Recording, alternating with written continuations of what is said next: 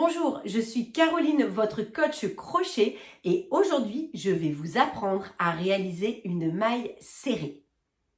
La maille serrée est la maille la plus commune du crochet. C'est une maille qui, comme son nom l'indique, est serrée, c'est-à-dire qu'elle va donner un point compact. Ce type de maille est parfait pour réaliser des petits objets que l'on veut solides, comme par exemple des doudous. Je vous montre comment faire une maille serrée. Quand on commence un rang de mailles serrées, on va toujours faire une maille en l'air en début de rang.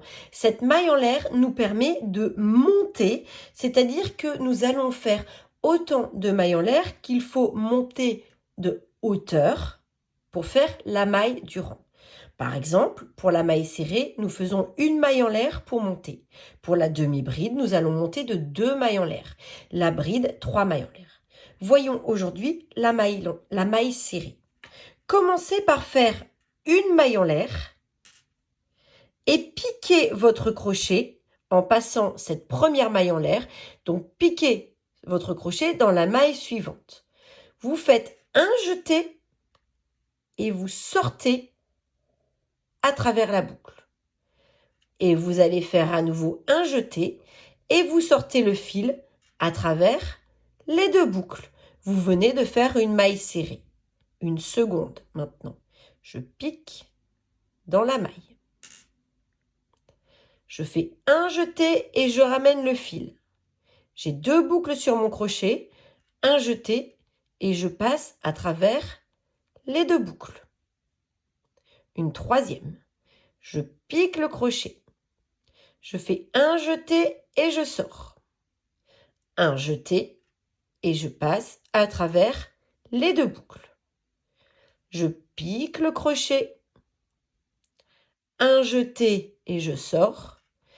Un jeté et je passe à travers les deux boucles.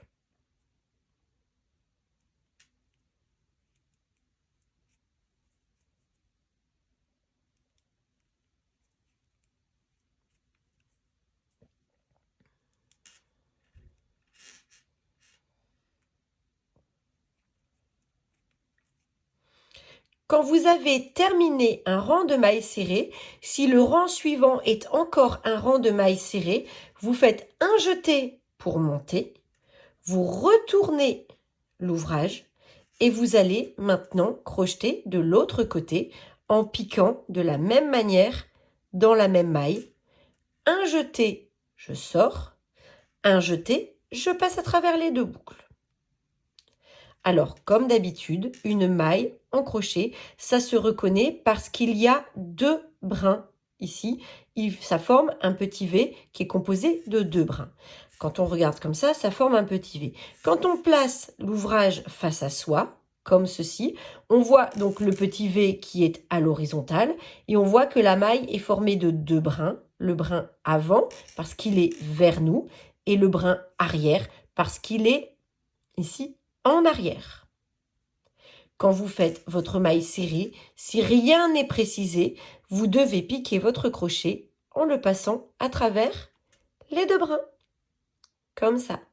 La maille serrée n'a désormais plus aucun secret pour vous. Je vous souhaite de passer une belle journée créative.